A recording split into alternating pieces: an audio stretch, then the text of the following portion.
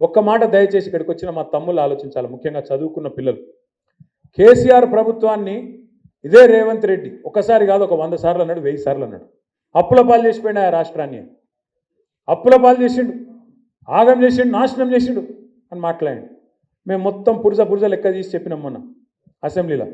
ఏం చెప్పినాం? మొత్తం 10 ఏళ్ల కాలంలో తెలంగాణ వచ్చినాక కేసీఆర్ ప్రభుత్వం చేసిన అప్పు సంవత్సరానికి 41,000 కోట్లు. సంవత్సరానికి 41,000 కోట్లు. సరే, కేసీఆర్ ప్రభుత్వం అప్పు చేసింది. అప్పుతో ఏం చేసింది అంటే కేసీఆర్ ప్రభుత్వం అప్పటిదాకా ఘోరాతి ఘోరంగా ఉన్న కరెంటు వ్యవస్థను మంచిగా చేసింది. 24 గంటల కరెంట్ ఇచ్చేటట్టు అద్భుతంగా, రైతులకు ఉచితంగా ఇచ్చేటట్టు అద్భుతమైన ఏర్పాట్లు చేసింది. సబ్స్టేషన్ లేని కాడ సబ్స్టేషన్ కట్టినాం, లైన్లు వేయాల్సిన కాడ లైన్లు వేసినాం, పోల్స్ వేయాల్సిన కాడ పోల్స్ వేసినాం, ట్రాన్స్ఫార్మర్ పెట్టాల్సిన కాడ ట్రాన్స్ఫార్మర్ పెట్టినాం, కరెంటు బాగా చేసినాం. అద్భుతమైన ప్రాజెక్టు కాళేశ్వరం, మొత్తం భారతదేశంలో కాదు ప్రపంచంలో అతిపెద్ద లిఫ్ట్ ఇరిగేషన్ ప్రాజెక్టు.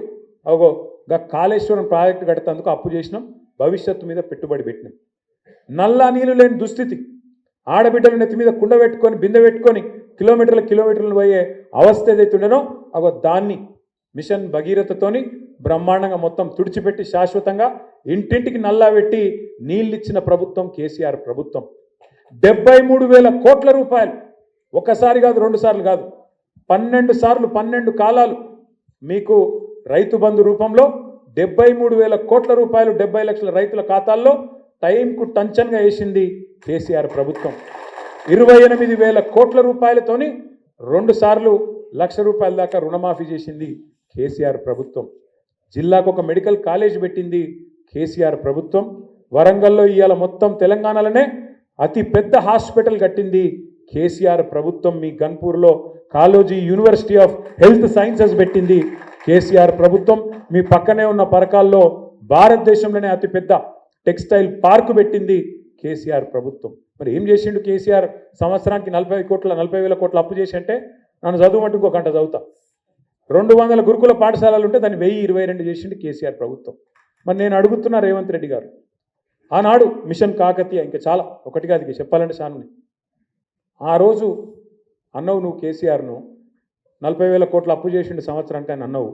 మరి ఇవాళ నీ ప్రభుత్వం వచ్చినాక 14 నెలల రేవంత్ రెడ్డి ప్రభుత్వం చేసిన అప్పు ఎంతో ఎరికేనా మీకు? 1,50,000 కోట్లు. 1,50,000. సంవత్సరానికి 40,000 కోట్ల అప్పు చేస్తేనేమో 40,000 తిట్లు తిట్టిరు మీరు. మరి 1,50,000 కోట్ల అప్పు నువ్వు చేస్తేవి. ఇప్పుడు కేసీఆర్ ఏం చేసిండు? అప్పు చేసి అంటే మంచిళ్ళు ఇచ్చిండు, సాగునీరు ఇచ్చిండు, కరెంటు తెచ్చిండు, మెడికల్ కాలేజీలు కట్టిండు, కొత్త దవాఖానాలు కట్టిండు. నేను అడుగుతున్నా రేవంత్ రెడ్డి గారు, 1,50,000 కోట్ల అప్పు చేసినావు, ఒక్క స్కీమ్ చాలు చేసినావా? కొత్తగా ఒక్క పథకం ఒక్కటంటే ఒకటి, ఒక ఫ్రీ బస్సు తప్ప. ఇక ఆ ఫ్రీ బస్సు ఎంత అందంగా ఉందో నాకంటే బాగా మీకేరు.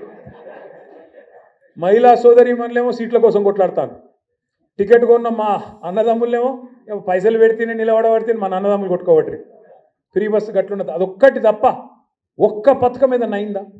ఆ రైతు బంధుకే దిక్కులేదు. కేసీఆర్ గారు చెప్పిండు, మీకు చిలుకకు చెప్పినట్టు చెప్పిండు. ఏమన్నాడు? కాంగ్రెస్ కోటేస్తే రైతు బంధుకు రామ్ అవుతుంది, యాది పెట్టుకోమన్నాడు. ఇలా అయిందా చెప్పినట్టు? ఇలా 1,50,000 కోట్ల అప్పు చేసి కొత్తగా ఒక్క ఇటుక పెట్టలే, కనీసం ఒక గోడ కట్టలే, కనీసం ఒక పథకం చాలు చేయలే.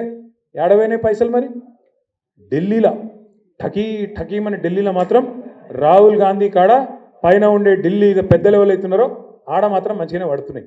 అందుకే రేవంత్ రెడ్డి ఈడ మార్కులు పడుతున్నాయి, దుకాణం నడుస్తాను.